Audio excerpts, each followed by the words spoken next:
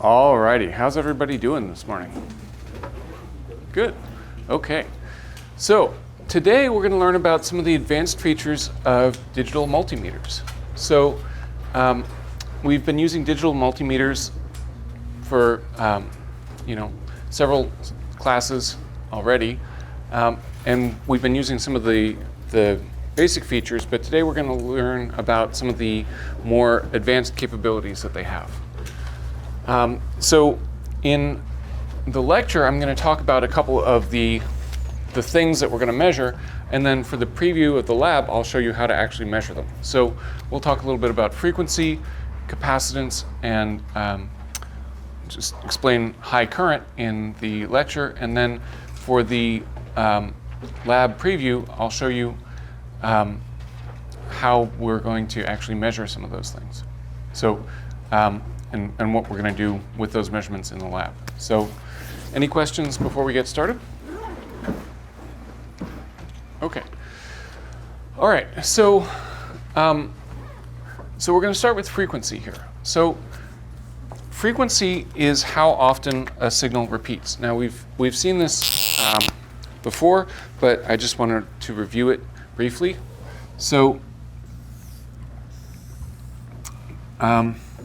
if you have a signal like this, for instance, you can see that there's chunks of the signal that repeat. So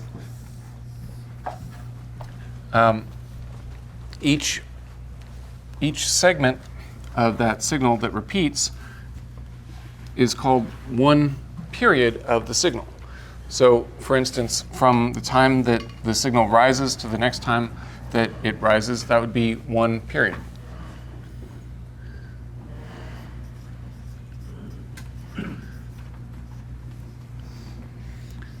And that is measured in a length of time. So, for instance, that might be 0.1 seconds. And the frequency is how many periods occur in a given length of time. So, for instance, in 1 second. So,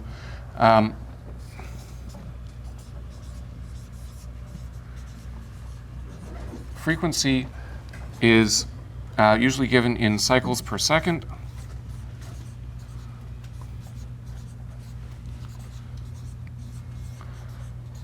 And a short way of saying cycles per second is hertz. And that's abbreviated Hz.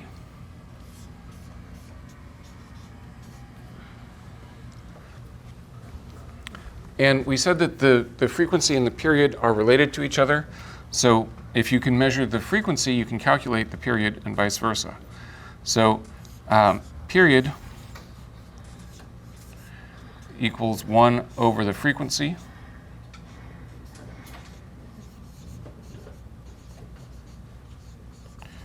And also frequency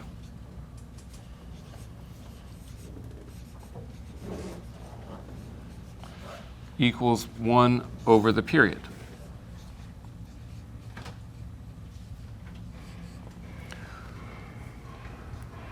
So that's what frequency is. So any questions about that? Okay.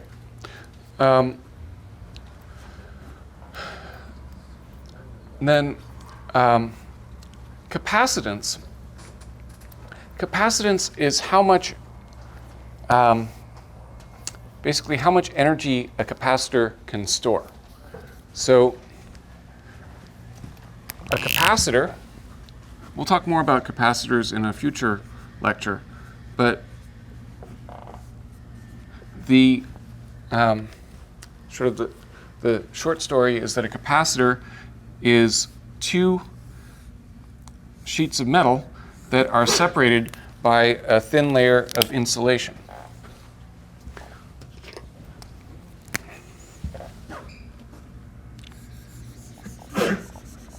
Bless you. And the way that a capacitor works is that you put a positive you apply a positive voltage from a power supply to one side, and a negative voltage to the other side, and that causes little positive charges to build up on one side of the plate, on one of the plates, and then negative charges to build up on the other plate. And these positive charges and negative charges attract each other so that even after you disconnect the power supply, those charges still remain on those plates. And that's a way of storing energy. So the more charges you can pack onto those plates, the more energy the capacitor can store, and the more capacitance it has. Okay? So we can measure how much capacitance a particular capacitor has using a DMM. So that's a little bit about what capacitance is. So any questions about that? Okay. And then high current. We've been dealing mostly with low current in our classes so far. We've been looking at currents that are in sort of the milliamp range usually, maybe 10, 20, 50 milliamps, something like that. Those are relatively low currents, but when you want to start doing more work, like turning motors or powering bigger lights and things like that, you need to use higher current, and that can go up into several amps or much more. So our meters have two different modes. They have one mode for measuring low current and one mode for measuring high current, up to 10 amps. And the reason for that is the same reason that they have different modes for different resistances and things like that. Basically, the lower mode will measure a particular thing more precisely. So you want to be in the lowest setting that you can without overloading the meter. Okay? So our meters will measure low currents up to 200 milliamps, but anything above that, you have to put it in high current mode, and that will measure up to 10 amps. So that's what's going on there. So any questions about that? All right, so those are the basic things that we're going to measure. So let's go on and see how we can actually measure those things.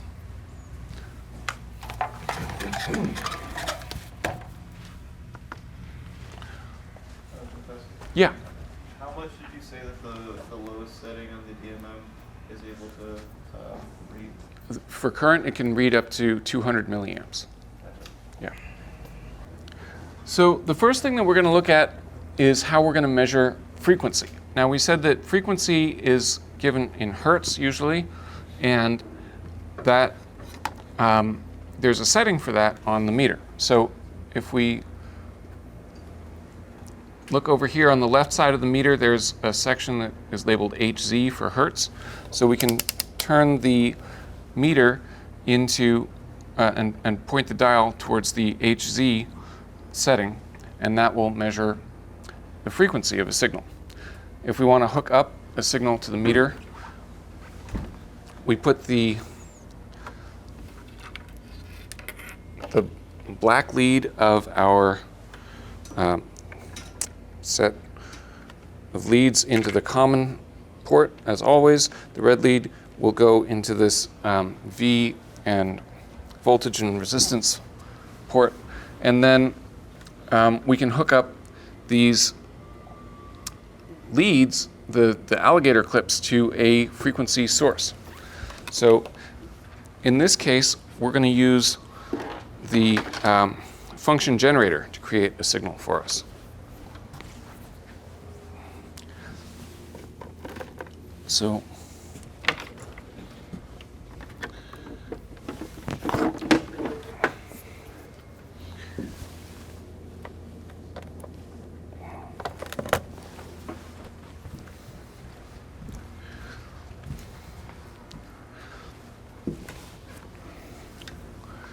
So I'm going to hook the black lead of the function generator to the black lead of the meter.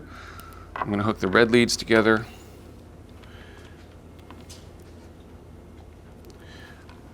turn this on, and then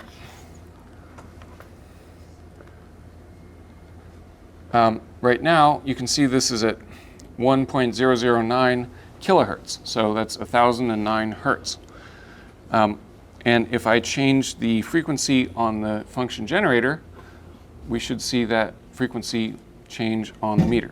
So I can use the meter to measure that frequency there. So any questions about that? All right, so let's take a look at the lab and see what kind of frequency measurements we're going to be making in the lab itself here. So you don't have to get your books out. You can if you want to, but the lab starts on page 147 today. And the first thing that we're going to do is a frequency measurement, and we're going to try and figure out a maximum. So we want to know whether so we're going to hook the DMM up to the function generator just like I showed you just now. And we want to know sort of which can go higher, the DMM or the meter. So we want to know if the meter can produce a frequency that's higher than, or I'm sorry, if the function generator can produce a frequency that's higher than the meter can read, or if the meter can read frequencies higher than the generator can produce. So what you'll do is you'll hook up the meter like I showed you, and then you'll just keep increasing the frequency on the function generator, and you'll give the meter a minute to adjust. So like if I jump into another setting, the meter might say overload for just a brief period, but then it can come back. So you'll keep turning the frequency up on the function generator, and eventually one of two things will happen. Either the frequency on the generator will get so high that you cannot read it on the meter anymore, and the meter will say overload, or you will get to the maximum frequency that the generator can create, and the meter will still be able to read it. And then you'll know that the meter can read more, okay? So you'll do that, and then you'll write down the result in the lab. The lab book says something slightly different. The lab book says you're just going to try and find the maximum frequency that the DMM can measure. But this was an old lab book, so it may be that the DMM can measure a higher frequency than the generator can create. So you're going to check that out, okay? So that's the first part of the lab. The second part of the lab is to measure the frequency of the AC power coming out of the wall, okay? So are we just going to take the generator or the meter and plug it straight into the wall outlet? Yeah. No, please no. Right. So the meter might be able to handle it, but these metal leads be sticking out, and you could, grab them by accident and shock yourself. And that would not be so good. So instead of plugging straight into the wall, we're going to use this transformer. We'll talk about transformers in a later lab, but what they do is they adjust the voltage of an AC signal. So the power coming out of the wall is an AC signal that's at high voltage. That's very dangerous. What this transformer is going to do is it's going to take that high voltage AC signal, turn it into a lower voltage. So it's going to go from 120 volts coming out of the wall down to 12 volts coming out of the transformer. And 12 volts is not dangerous. So we're going to measure that 12 volt signal. And the frequency is going to be the same. So the voltage changes, but the frequency stays the same. So if we measure the frequency of that lower voltage signal, it'll still be the same as the frequency of the high voltage signal coming out of the wall. So the way that this transformer works is that you plug it in. On the front, it's got a power switch. So you're going to flip that on. On the back, it's got 2 fuses, or circuit breakers. So those both have to be pushed in. If either one of those is popped out, just push it back in. Okay? And then on the top, it's got these 3 ports where you can connect these leads. So we're going to connect our leads to the side port and the middle port. Doesn't matter which side. And then we're going to hook these up to the leads on our meter. So black to black, red to red, doesn't really matter, but we're going to hook the leads together, and then we're going to measure the frequency of that signal coming out of the transformer. So that's how we'll measure the frequency of the electricity in our wall. So any questions about that? All right. Now, for the third part of the lab,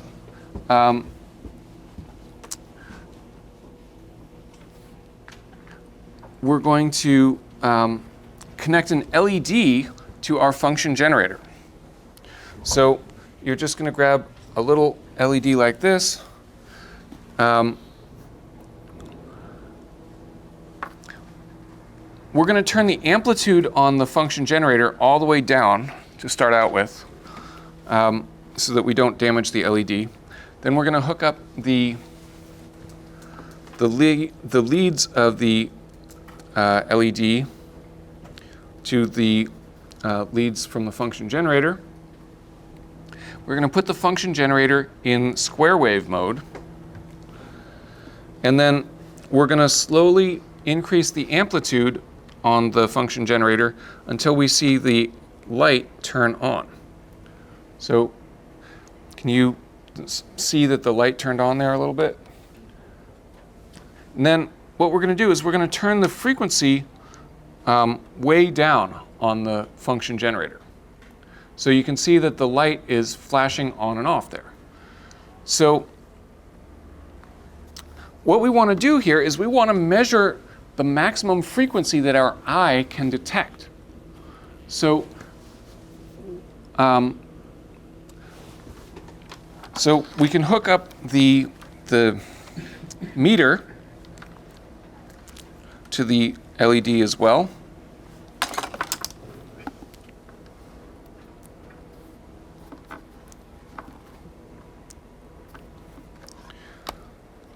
And so right now, the meter is showing us that we have a frequency of 0.004 kilohertz. So how many hertz would that be? Yeah, 3 or 4 hertz, exactly. So that means that the light is blinking on and off 3 or 4 times a second. That seems about right, huh? So what we're going to do is you're going to slowly increase the frequency of the light, and you're going to see it start to flash more quickly. So the camera doesn't really pick it up very well, but can you see the light is flashing more quickly? And we're going to slowly increase that frequency, and at some point the light will appear to stop flashing and just be kind of on all the time. So you're going to, and that's the maximum frequency that your eye can detect. So you're going to slowly adjust the frequency back and forth until you can kind of figure out that frequency, which is the maximum that your eye can detect. And you're going to write that down in your lab book. Then you're also going to write down the highest frequency that your partner's eye can detect. Okay? So that's how we're going to make those measurements. So any questions about that? All right, so those are the frequency measurements that we're going to make today. The next thing that we're going to talk about is measuring capacitance.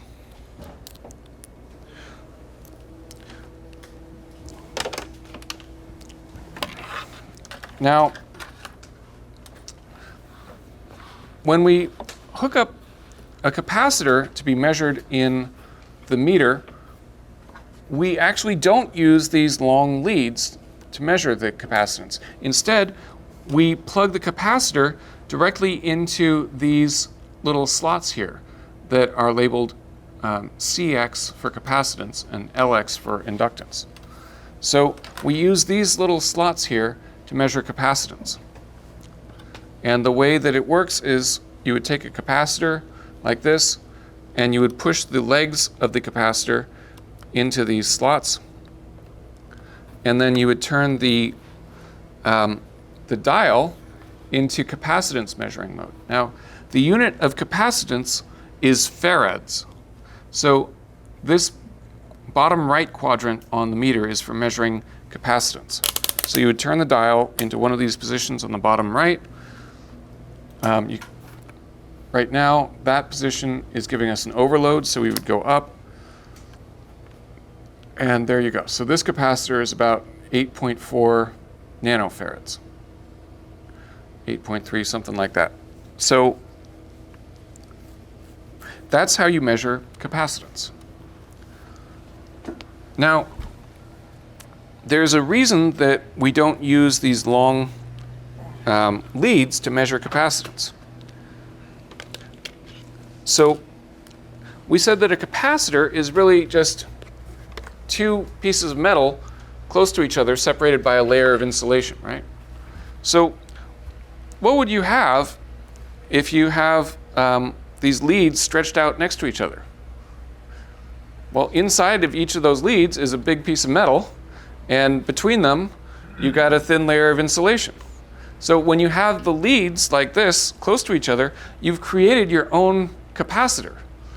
It doesn't have much capacitance, but it has some. So that can actually affect your capacitance measurement. So if you were to attach a capacitor at the end of these leads, they could throw off the value that you were measuring. So that's why we don't use leads when we measure capacitance. We plug the capacitor directly into the meter. Okay? So that's why that works that way.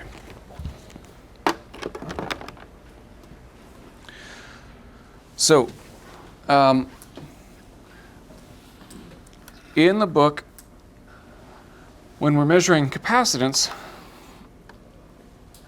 the book asks about what would happen if you plugged in a big polarized capacitor backwards. Now, we've talked earlier about plugging capacitors into circuits backwards. So if you have a polarized capacitor like this, it's got a positive leg and a negative leg, and if you plug the legs in backwards into a circuit, they can explode, right? Fortunately, these meters are designed so that they're not going to blow up your capacitors. So previous meters could potentially be dangerous and could make capacitors explode.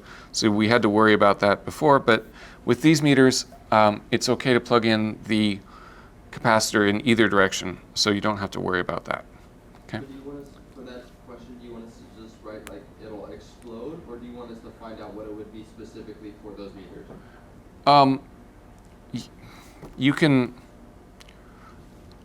You could write that some meters could make capacitors explode, Okay. or something like that. But these meters are safe. So, yeah, the capacitance measurement slot doesn't even have a positive or negative indication on either one of those slots. So, yeah, there's no way of telling. So, yeah. So, and then down here it asks about measuring, or it asks you to measure the value of a real capacitor. So, I'll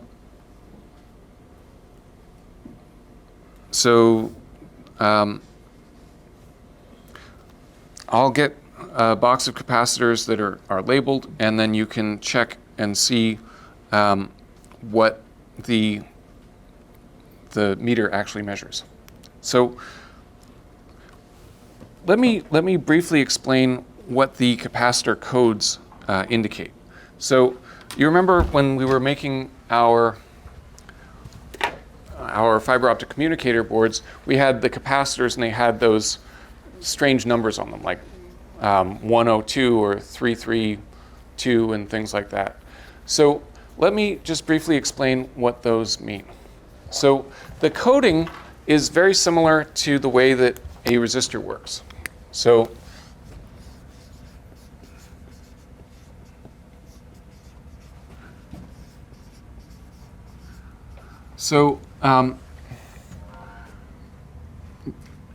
basically, it's the first number is a digit. The second one is another digit. And then the third number is how many zeros.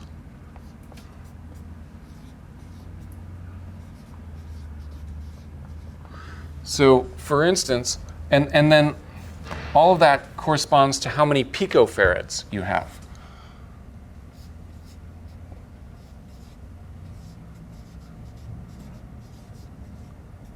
So for instance, if you had a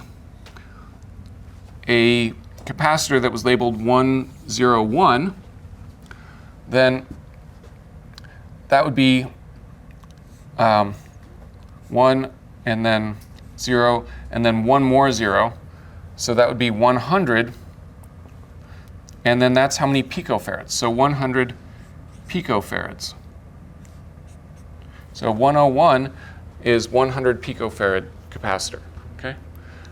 So that's all it is. So if you had 302, that would be 3, 0, and then 2 more zeros. So that would be 3,000 picofarads, which would be 3 nanofarads. Okay? So that's the way that the capacitor coding works. Can I start with the one that had the ones that were like point something? So like 0.003 microfarads or something? Yeah. Yeah. So for some reason, there's a convention that nanofarads are not usually labeled on capacitors. So capacitors will show a certain number of picofarads, or they'll show a certain number of microfarads, but nanofarads aren't typically used. So instead of writing 3 nanofarads, it would be written as 0.003 microfarads. I don't know why that is the convention, but that's what it is. So 302 would be 0.003 microfarads. So that's how capacitor codes work. So what you're going to do is you're going to get a capacitor and check the code and see if that measures or that matches the measurement that you get from the meter. Okay. So and there's also a sheet in the lab book that explains what I just said on the board, that recaps that. So any questions about that? Okay. And then it asks for the upper limit of capacitance value that the meter can measure. And you can get that by looking at just at the settings here. Remember that the number for any particular setting is the maximum value that you could measure in that setting. So like over here, the maximum resistance I could measure in this setting would be 200 ohms. That one would be 2,000 ohms. So the maximum resistance that the whole meter could measure is the largest value in that quadrant. Okay? So you just find the largest value in that particular quadrant, and then that's the biggest value that your meter can measure. So that's up there. And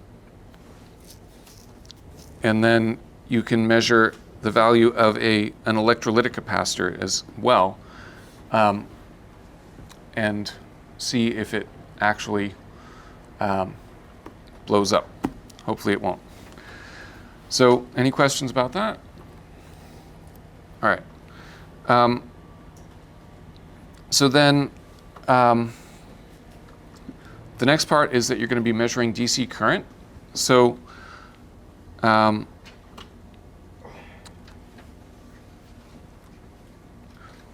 so you remember when you're measuring current with the meter, you connect the black lead to common. The black lead always goes in common.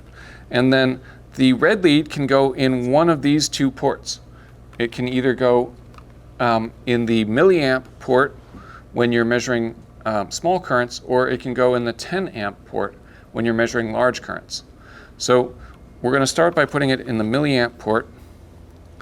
And when the lead is in the milliamp port, you can put the dial over here and you can connect it to either one of these. You can put it in either one of these positions. So it can be in the 20 milliamp setting if you're measuring currents up to 20 milliamps, or it can be in the 200 milliamp setting to measure currents that are up to that big. So we're going to do some of those measurements at first.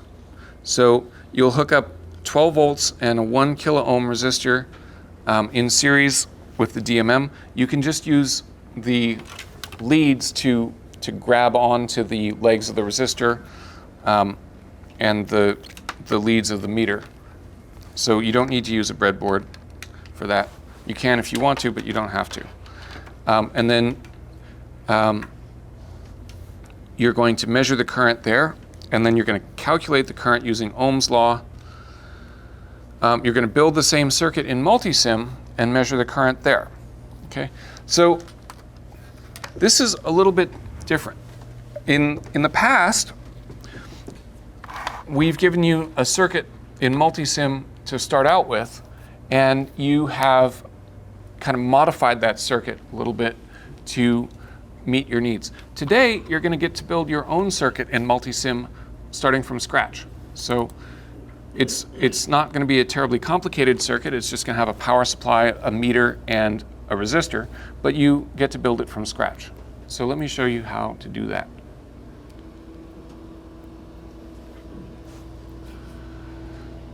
So when we open multisim, we start with the blank canvas here.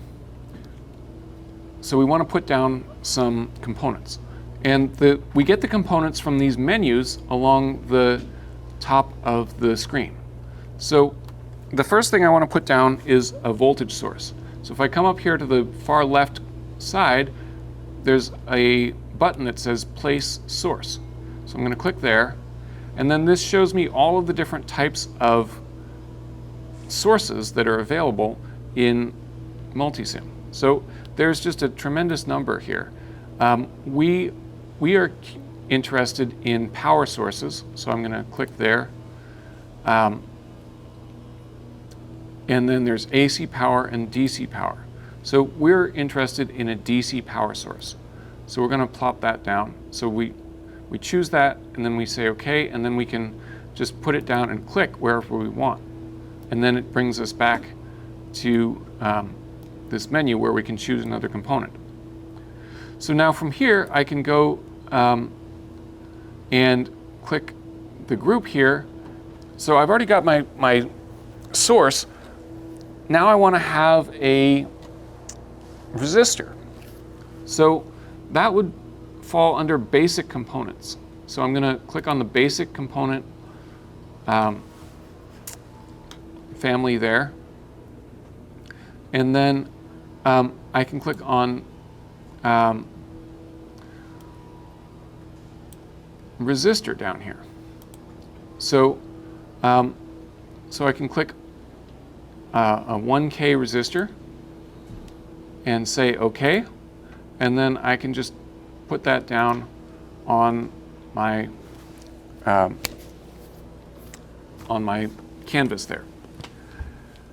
And then finally, the last component that I want right now is I want to have a meter to measure this. So I'll go back to the group here, and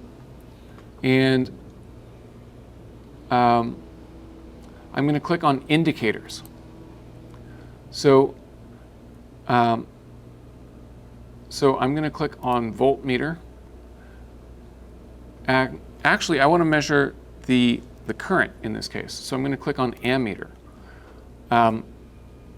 So there are kind of two main types here. There's horizontal ammeters and vertical ammeters. So the ammeter H is horizontal, ammeter V is vertical.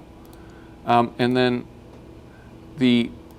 so we just want a horizontal one. So we'll click there and then we'll say OK.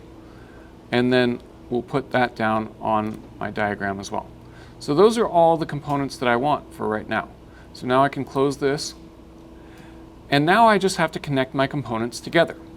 So the way that I'm going to do that is I'm going to click on the end of one component. And when I do that, you can see it's created this wire. So I'm going to take this wire and click it, connect it to the next component there.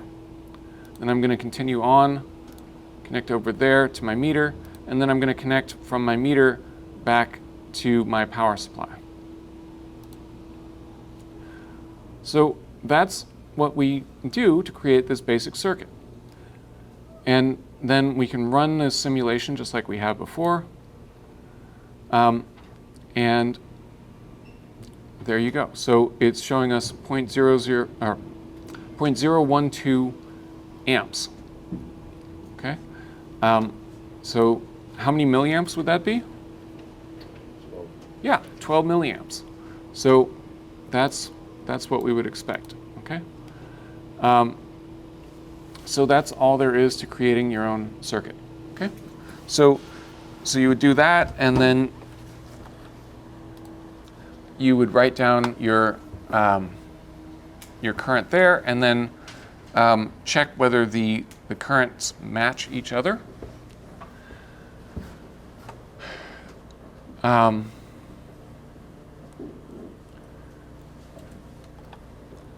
And then you're going to set the DC power supply to 5 volts, put a red LED in series with a 470 ohm resistor. You can do this in a breadboard if you want, and then use your DMM to measure the current. So then you would record the current there, and then replace the resistor and record the current. And then finally, you're going to do a high current measurement. So for the high current measurement, you're going to use a lamp board. So you can take a lamp board like this, and you're going to connect the power supply to the lamp board. You're going to set the power supply to 12 volts. You're going to connect one lead of the meter to one side of the lamp.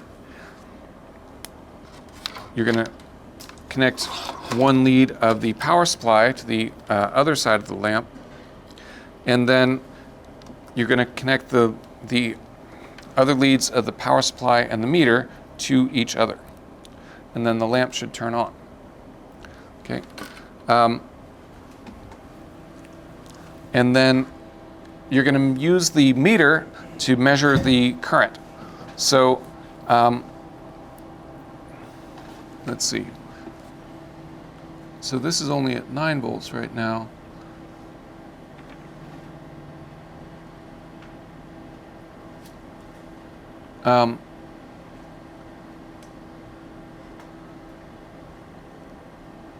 So yeah, gets pretty bright. Anyway, if you can measure the current in the so we'll turn this off. So if you can measure the current in the low current setting, that's fine. If you need to switch over to the high current setting, what you do is you take this red lead and you move it over to the 10 amp position, and then you turn this dial into the 10 amp setting. Okay? When you're using the 10 amp position for the lead, you need to have the dial in the 10 amp setting. That's the only place the dial can be. It's easy to make a mistake and turn the dial over into this position, the meter will still show you a number up there. It won't tell you that anything is wrong, but that number will be off by a factor of 10. So it can be very confusing and you can get the wrong answer. So you want to turn the dial into this position, put the red lead, when you have the red lead in the 10 amp setting, and then you can measure the current up there.